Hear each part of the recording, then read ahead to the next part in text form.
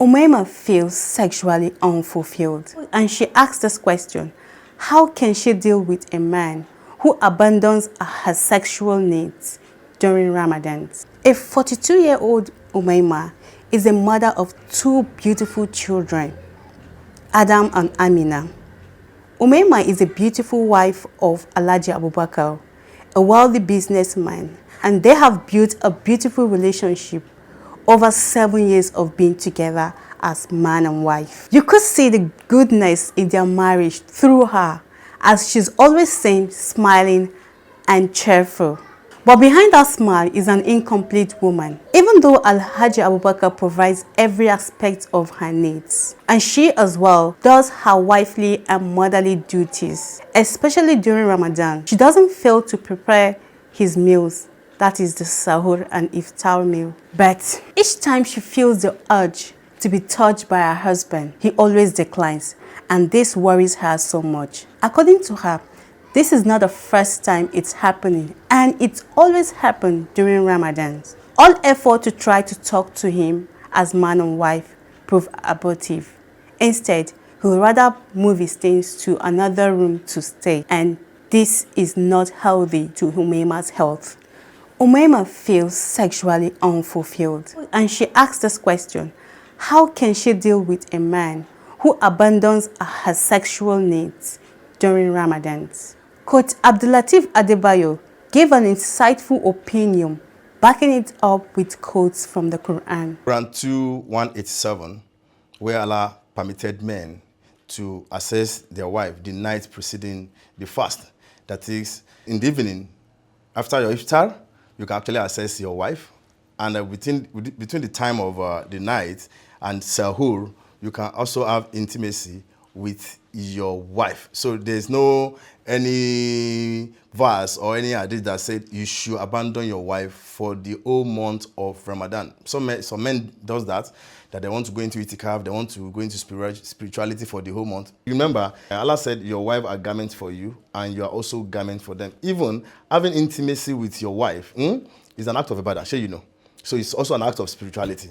And for Coach Zuleha, she gave a common place that no matter how Alhaji Abubakar wishes to partake in the activities of Ramadan, that is maybe like the tahajjud, the tarawih prayers, the itikaf, that shouldn't stop him from performing his marital duties to his wife. For the woman, what she sees as an abandonment may actually be the man just being careful, only that we shouldn't go overboard in whatever we do in Ramadan. Of course, Ramadan is a month that we're supposed to abstain from food and drink, from sexual relations, and from every other thing that can vitiate your fast.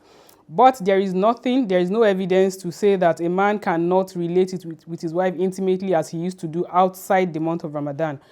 But let me quickly cite two ahadith which may give us a pointer, or which may sometimes confuse some people.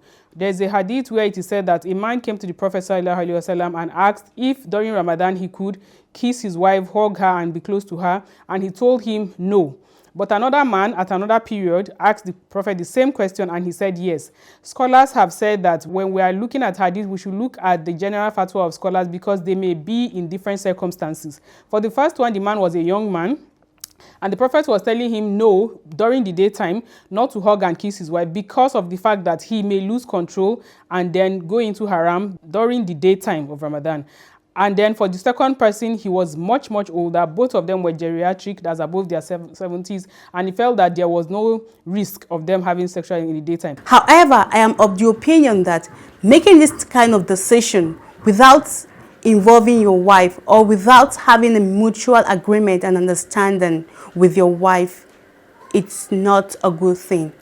The thing is that during the night times, I don't see any reason why a man should not want to go close to his wife, because from the woman's question, it seems as if throughout the entire 29-30 days of Ramadan, this man just takes leave away from her and doesn't want to come close to her.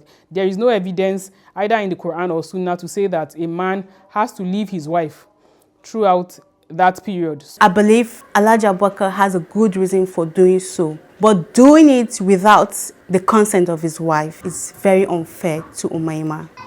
So What about you out there? What do you think about this situation? If you are in Waymar's shoes, how would you deal with this kind of situation? Please drop it at the comment section. Drop your thought about it. Also, if you are out there, you're facing this kind of situation or something similar to this, well, I hope this video helps you to, to know the right decision to take and to know what to do. Please, as you watch this video, hit the like button and subscribe to our channel for more videos. Bye for now. See you in our next video.